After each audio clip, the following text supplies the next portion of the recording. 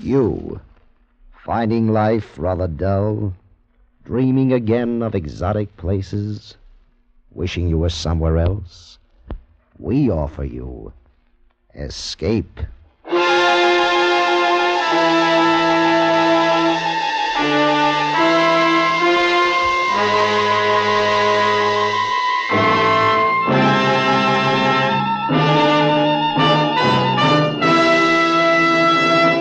Escape with us now to Malaya, where a young doctor and a beautiful girl are faced with the horrors of plague and the bloody holocaust of a native revolt, as Charles Israel tells it in Funeral Fires.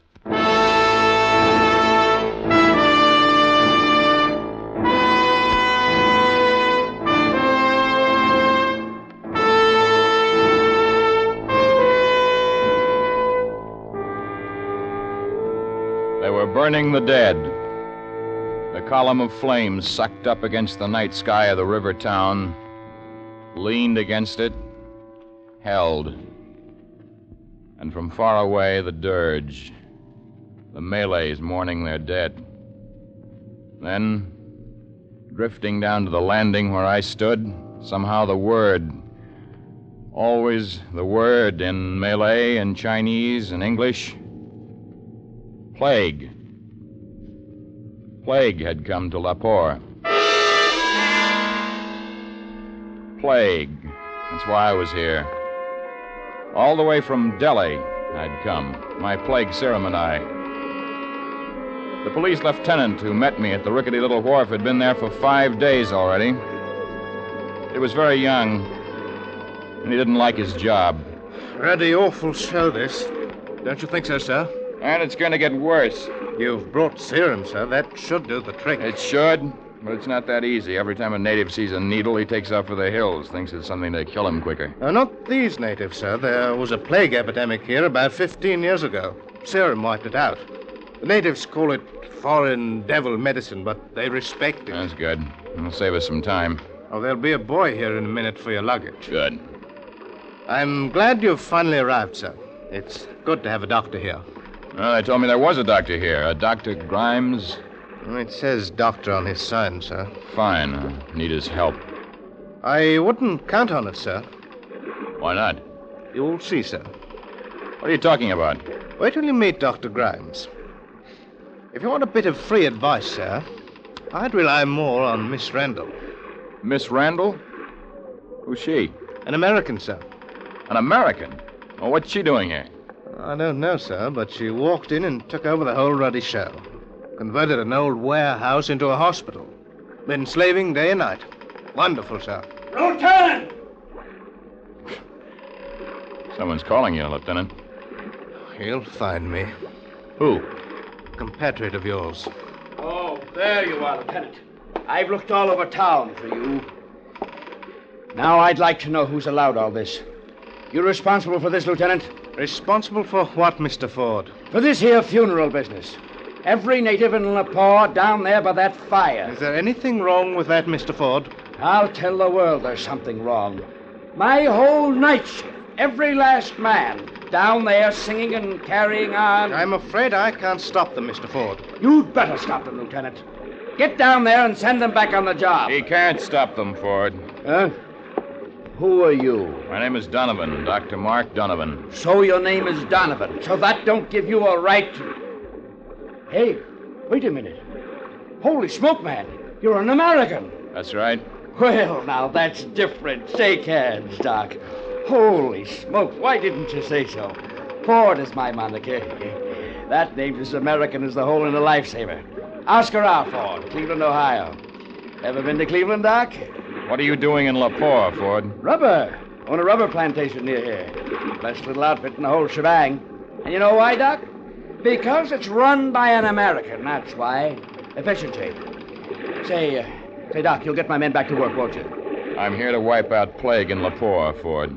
Oh, sure, Doc. That's what I mean. Wipe out the plague. We'll show him, Doc.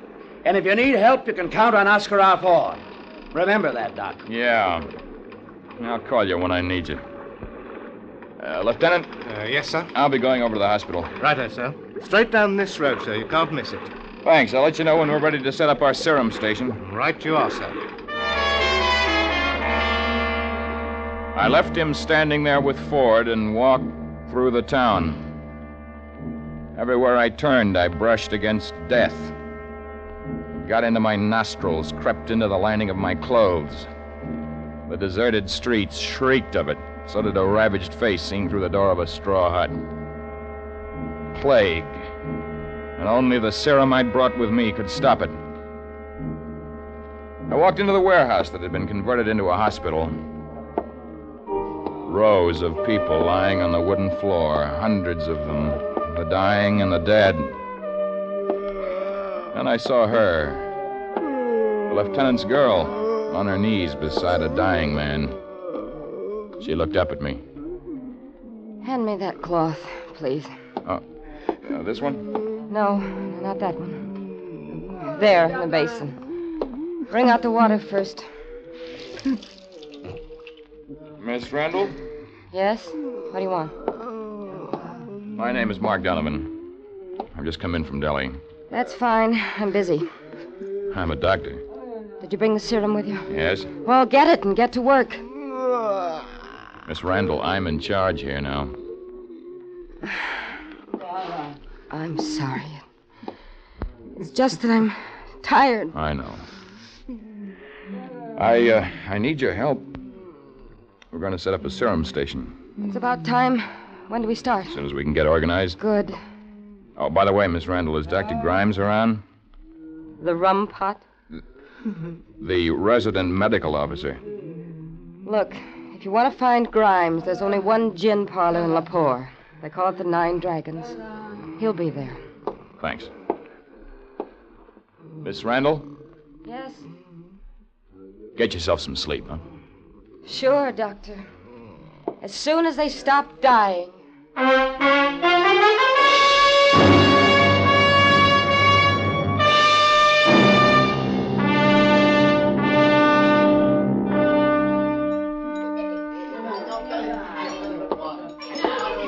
Hey, you there, boy. You seen Dr. Grimes? Dr. Grimes, sir, you will find him there, sir, at the corner table. Ah, thanks.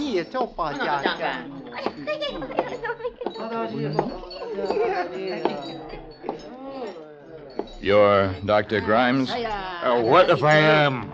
Who wants to know? I'm Dr. Mark Donovan, World Health Organization. I just got in from Delhi. Hey, well, now that's a fancy introduction, laddie. That's worth the drink to you. Here, laddie. And drink up. No, thanks. Dinna be that way, laddie. Take it. No, thanks. Take the glass, laddie. Take it. We'll have a wee toast. That'll be the ticket. A wee toast. I said no. Hey, you didn't have to knock the drink from my hand, laddie. Dr. Grimes, how soon can you be ready to give plague injections? There's no blasted plague here, young man.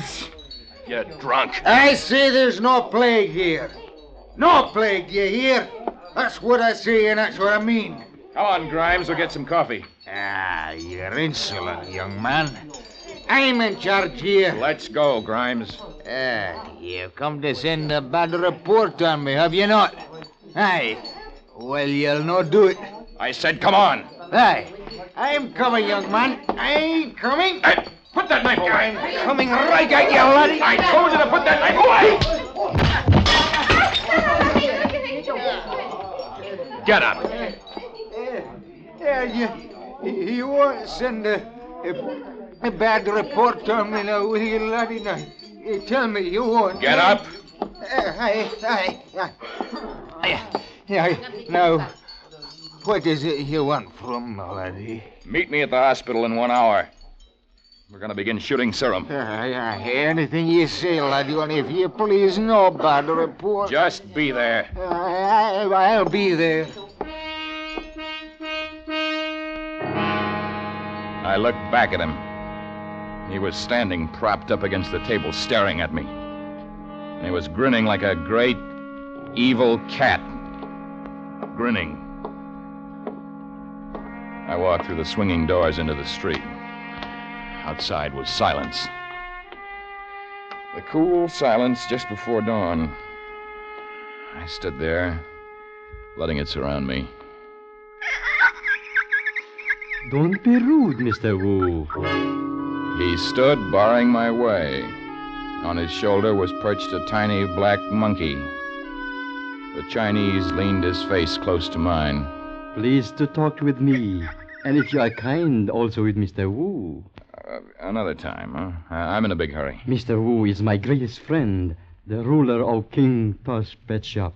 I am Kung. Well, I'm sorry, Please, but... no, Dr. Donovan. It is to save your life that I desire to enter into conversation. How do you know my name? I know many things. Please to talk with me. All right. But make it quick. To waste time is not Comte's wish. To hoard time is his greatest ambition. Is it not, Mr. Wu? Go ahead, Mr. Kung. My father was Chinese. My mother, Malay. What the Chinese and Lapur choose not to tell, I learned from the family of my mother. Look, Mr. Kung. If you value your life, leave Lapur. Leave at once. What are you talking about? Why should I leave? What a pity, Doctor. Mr. Wu says he's tired. Look, just a minute, Mr. Kung. We haven't finished talking yet. Another time, Honor Doctor. Mr. Wu says he must go now. Say goodbye, Mr. Wu. He backed away from me, nodding and bowing, and the monkey on his shoulder doing the same. I turned and started for the hotel. Dawn was coming. The funeral fires were spent, the dirges finished, the Malays gone back to their huts to sleep. It was almost daylight when I climbed the stairs and walked down the hall to my room.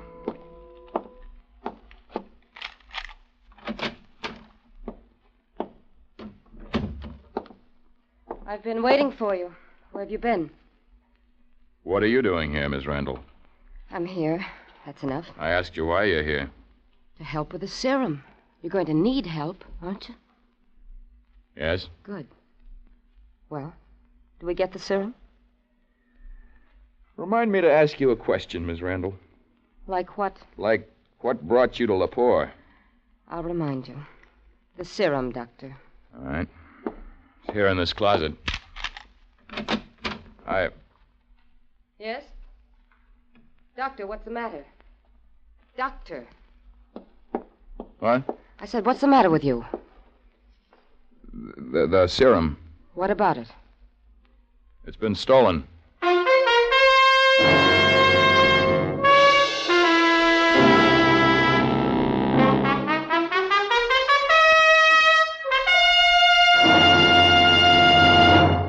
Escape under the direction of Norman Macdonald returns in just a moment. The new CBS comedy star, Frank Fontaine, will pay a visit to CBS's Jack Benny this evening. The young comedian, who's celebrated for his impression of a sweepstakes winner and for his other impressions, will be given a royal welcome, even though Jack believes in buying a sweepstakes ticket only when a single horse is in the race. Mary, Dennis, Don, Phil, and Rochester will be on hand, too. So join the fun that only the Jack Benny Show can bring tonight on CBS. And now, back to Escape.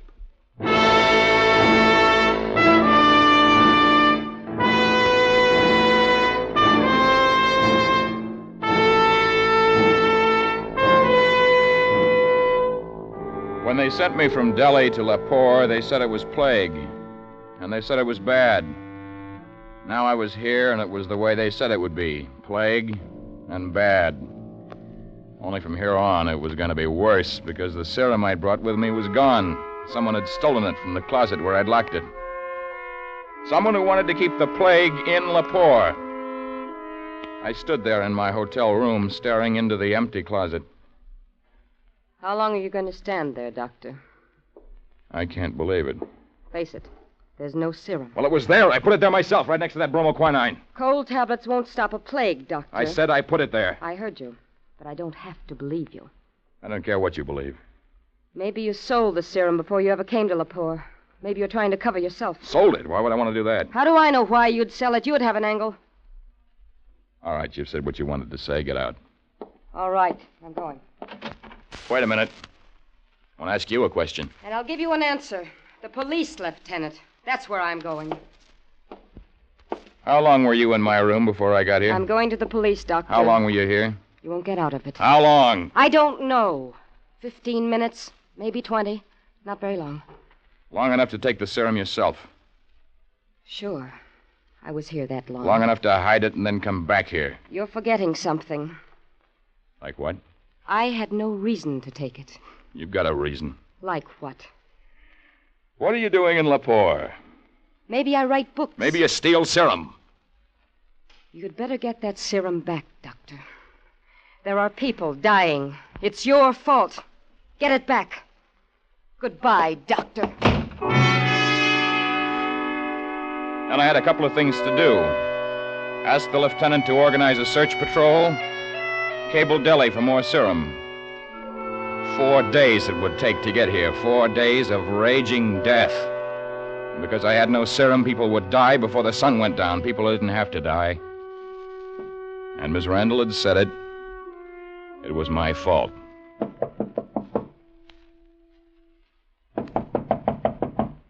All right, just a minute. Master, you no move. You listen. Who are you? Number 1 boy in shop of 1 Conte. Conte. Oh, the old man with the monkey? That same, Conte. All right, you got a message. What is it? Conte say, Master pay $5. Here, message. Here. Now, what's the message? Conte say, he no Master have trouble. Conte say, Master, come see him chop chop. No come chop chop, too late. Is that all? Him say, come chop chop. Chop chop, Master. Anything was worth a try. I found Kung Tae's pet shop in a narrow, musty street just off the marketplace. It wasn't difficult to pick out because there was a crowd jammed around the door. Holding them back were 2 Malay police. I pushed through the crowd and up to the open door. Oh, good morning, sir. I didn't expect to see you here. What's all this about, Lieutenant? You haven't heard, sir? Heard what? About the unpleasantness. What unpleasantness? What are you trying to tell me? You'd better come inside with me, sir. All right. Oh, what's this unpleasantness you're talking about? Right over there, sir, in the corner. Kung Tae. What happened, Lieutenant? Murder. A large caliber bullet, I'd say. Probably a .45. You'll want to examine him, sir? No, that won't be necessary. Quite right, sir. You know, I can't understand it. What? You see, sir, besides yourself, there are only 3 foreigners in Lepore. Miss Randall, Mr. Ford, and Dr. Grimes. Well? Well, that's it, sir. Why should one of them want to kill the old man? How do you know it was one of them? The weapon. Native skill with a knife for a rope. Mostly a rope. Never with a gun. Yes, that's interesting, Lieutenant. And there's something else I don't think natives do. What's that, sir? Steal serum. I meant to ask you about the serum, sir. Miss Randall mentioned it to me. There's going to be trouble, sir. With Miss Randall? With the natives, sir. I told you they were waiting for medicine. Somehow it's gotten out of them. They know you don't have the serum. They're right, Lieutenant. It's been stolen. Look, I want all the foreigners in Lepore at your office an hour from now. Can you arrange it? Yes, sir. You think there's some connection? Between the murder and the serum? Maybe. Can you have them there? If you don't mind my saying so, this sounds like a police matter. You're wrong, Lieutenant. It's medical. Strictly medical. I don't understand, sir. You will. Just get those people to your office, huh? Yes, sir. Miss Randall, Mr. Ford, and Dr. Grimes. You forgot somebody, Lieutenant. Who, sir? You? Me, sir? Quite right. I forgot, sir. I turned and walked out of the shop into the street. I had trouble getting through the crowd. It didn't mean much when somebody poked an elbow in my face. That could have been an accident, but not the man who jumped out in front of me and spat on the ground at my feet. This was no accident. This was meant for me. All at once, they were silent, watching me. Then from the hills outside the town, the sound of a drum, slow, ominous. And from somewhere in Lepore itself, the answer, urgent, threatening. Finally, I understood. It had gotten out to the natives. Somehow the people had found out that I had lost the serum, and in their minds I was the medicine man who had failed, the man who was making them die. My plan for getting the serum back had to work. I picked up my medical bag from the hotel, hurried to the lieutenant's office, a one-room wooden shack near the edge of town. I had things almost set up when the first person arrived. It was Miss Randall. What's all this about? What are you trying to do? It'll take a little while, Miss Randall. Sit down. I don't want to sit down. She stood and watched me take things out of my bag and place them on the table. The hypodermic syringes, needles, alcohol, and finally the little vial of colorless liquid. Then Dr. Grimes came in, cold sober. He walked across the room, sat down where he could look at me. The natives know something, laddie. Something you didn't want them to know. They're heading this way. Aye. Take your hands off of me. I had a little trouble with this one, sir. And you're gonna have more, so help me. Sit down, Ford. Why, you little two-bit quack, I said sit down. Well, That's better. Well, laddie, you've got us all here. Now perhaps you'll tell us why. There is an epidemic on. I'm going to inoculate all of you with plague serum. What are you talking about? You haven't got any serum. Just this one vial from my bag, Miss Randall. The rest was stolen. All right, Ford, you first. Roll up your sleeve. yeah. That's right. Now. It wasn't that bad, Ford. All right, now you, Miss Randall.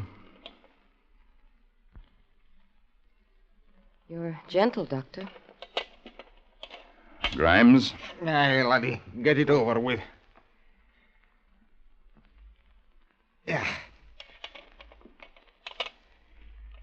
Okay, Doc. Now we've had the shots. How to go now? Just a minute. Nobody leaves here. Oh, What? good Oh, now, wait laddie. a minute. I said nobody leaves here. Lieutenant, stand by the door. Yes, sir. What's the big idea? This morning, somebody stole plague serum from my room. I want that serum back. That's your worry, Doctor. Yeah. My worry and yours now. All of you. Because one of you took that serum. You're off your rocker, Doc. Maybe you took it, Ford. You got a rubber plantation. You could shoot your workers full of serum. What would I want to do that for? Oh, efficiency, Ford. The workers on the other plantations would die, and you'd have the field to yourself. Or you, Grimes. You were afraid I'd tell your head office about you. I know you're wrong, laddie. You've had it pretty good till now, haven't you? No work, plenty of gin. You were afraid I'd spoil it. So you thought you'd make it look bad for me, too. No, laddie, you've got it wrong. All right, Doc, you've got us here. Now, what are you going to do? I've already done it. You've done what? That injection I gave all of you, it wasn't serum. That was plague bacteria. Straight plague. So, what does that mean, Doc? That means I have to get that serum within an hour. Otherwise, every one of you is going to get plague. That's right. You think about it. Plague. Pain a human can't stand. Then when you get used to it, you die. Each one of you. This is ridiculous. You're going to die, all of you, because there's no serum. Serum would save you. Serum I haven't got. Look, Doctor. Those sick people at the hospital. They need me. Let me go there. You forget, Miss Randall, you're sick, too. You've got plague. You're going to die. I'm not forgetting. Let me go to the hospital, Doctor. Please. Now, what could you do there? Put cold towels on their heads? It doesn't help. It doesn't help much. I know that. They die just the same. But at least they're comfortable. Don't do it, Doc. Don't let her go. It ain't right. If she goes, we all go. You keep out of this. Doctor, please. I can't, Miss Randall. Mr. Ford says it wouldn't be right to let you go. Keep her here, Doc. Here with the rest of us. I told you to keep out of it. What a weasel on me, don't you? You're a fool. Fat and a fool. Yeah. I'd be a fool to let you get out of here. Doctor, You'll stay here, Miss Randall. But there's no point in... You heard what the doc says. Stay here. This is your fault, Ford. Shut up. It's all your fault, the whole thing. I said shut You're up! going to say something, Miss Randall? I've got nothing to say. All right. We'll wait. We'll wait here as long as... Hey, it's rooks, laddie. They're throwing rooks. Ford, What do you want? how do you feel? I feel all right. That's funny. You're sweating. But if you say you feel all right, fine. Because in a little while you won't feel so good. And you won't feel anything. You'll be dead. Have anything to tell me, Ford? All right. We'll wait. Doctor, Uh-huh. Nothing. All right.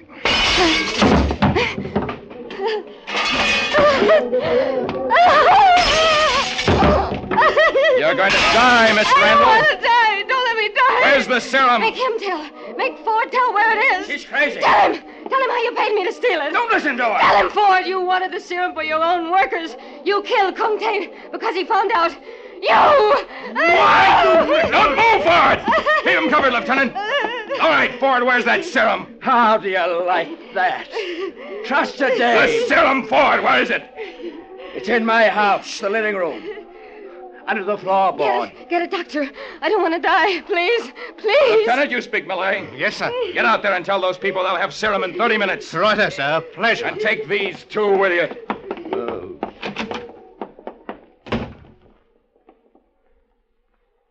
Aye, you're a hard one, laddie.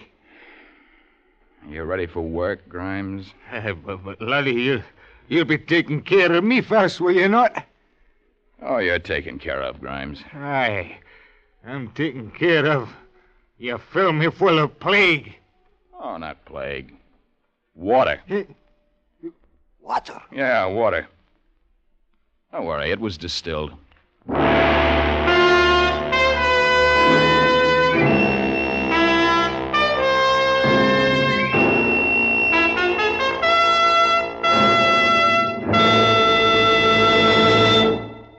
Under the direction of Norman MacDonald, Escape has brought you Funeral Fires by Charles Israel. Lamont Johnson was starred as Mark, with Georgia Ellis as the girl Alice. Featured in the cast were Don Diamond, Ben Wright, Wilms Herbert, and Leon Lontock. The special music for Escape was composed and conducted by Ivan Ditmars. Next week, escape with us to the barren wastes of northern Mexico and the story of $1 million in cash to be had for the asking, if you live, as Anthony Ellis tells it in his exciting story, This Side of Nowhere.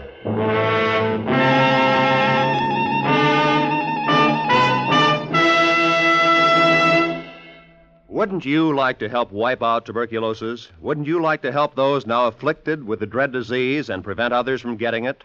All the wonderful work carried on by the National Tuberculosis Association is financed by the sale of the Christmas seals you buy each year. So don't forget, help to fight TB by putting a Christmas seal on every letter you write.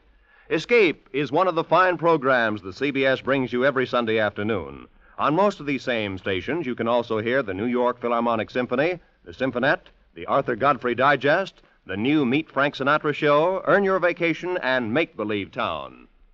Stay tuned now for Make Believe Town, which follows immediately on most of these same CBS stations. This is Roy Rowan speaking. This is CBS, where you spend an hour with Frank Sinatra every Sunday afternoon on the Columbia Broadcasting System.